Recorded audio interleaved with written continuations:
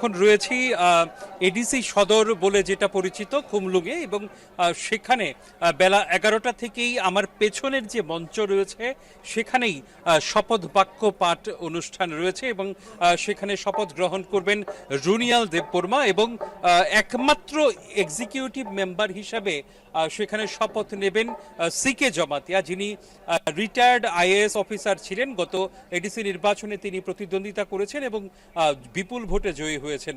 তো খুবই সংক্ষিপ্ত এই পরিষদ, কারণ এর আগের বার যেখানে আরও বেশি সংখ্যক সদস্যকে এক্সিকিউটিভ মেম্বার হিসেবে রাখা হয়েছিল, সেখানে আপাতত এডিসিকে মূলত সিইএম এবং ইএম এ দুজনের মধ্যেই সীমাবদ্ধ রাখা হচ্ছে, এবং ভবরঞ্জন রিয়াং, যিনি গতকালই দায়িত্বভার গ্রহণ করেছেন চেয়ারম্যান হিসাবে ত্রিপুরা জনজাতি এলাকা স্বশাসিত জেলা পরিষদের, তো কিছুক্ষণ বাদেই রুনিয়াল দেববর্মা সেখানে আসবেন, এবং তার এই শপথ গ্রহণকে কেন্দ্র করে বলা যেতে পারে সাজো সাজো রব গোটা খুমলুং এলাকাতেই কিছুক্ষণ বাদেই সেখানে একটি মিছিল করে রুনিয়াল দেববর্মা এবং সেখানে সিকে জমাতিয়াকে নিয়ে আসা হবে এই অডিটোরিয়ামে, যেখানে আমরা দাঁড়িয়ে আছি খুমলুঙে, এবং সেখানে এসেই তাদের শপথ বাক্য পাঠ করাবেন রাজ্য সরকারের আইন সচিব।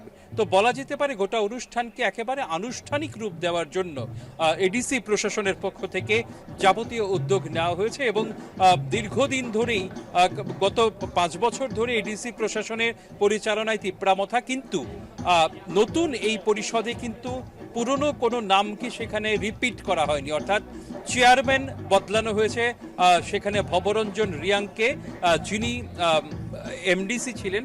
তারপর রুনিয়াল দেববর্মাকে সেখানে সিইএম করা হয়েছে, যিনিও আগে এমডিসি ছিলেন কিন্তু কোনো ইএম ছিলেন না। আবার সিকে জমাতিয়া, তিনি নতুন করে নির্বাচিত হয়ে এসেছেন এবং তিনি নতুন দায়িত্ব পেতে চলেছেন এক্সিকিউটিভ মেম্বার হিসাবে। জানা গেছে প্রদ্যুৎ কিশোর দেববর্মা, যিনি তিপ্রামথা দলের সুপ্রিমো, তার ইচ্ছাতেই এই ব্যবস্থা উদ্যোগ নেওয়া হয়েছে। একেবারেই সংক্ষিপ্ত সেখানে প্রশাসনিক পরিকাঠামো তৈরি করা হচ্ছে, এবং আগামী দিনে এডিসি পরিচালনার ক্ষেত্রে মূলত এই জায়গাটার মধ্যেই দায়িত্ব সীমাবদ্ধ থাকছে। এখন দেখার বিষয় মানে ভবিষ্যতে এই যে পরিকাঠামো এডিসি প্রশাসনের, সেটার কোনো বিস্তৃতি ঘটে কিনা। শ্যামাশ্রী, একবারে ভূপাল, অনেক ধন্যবাদ। এতক্ষণ সরাসরি আমাদের সঙ্গে ছিলেন আমাদের প্রতিনিধি ভূপাল চক্রবর্তী।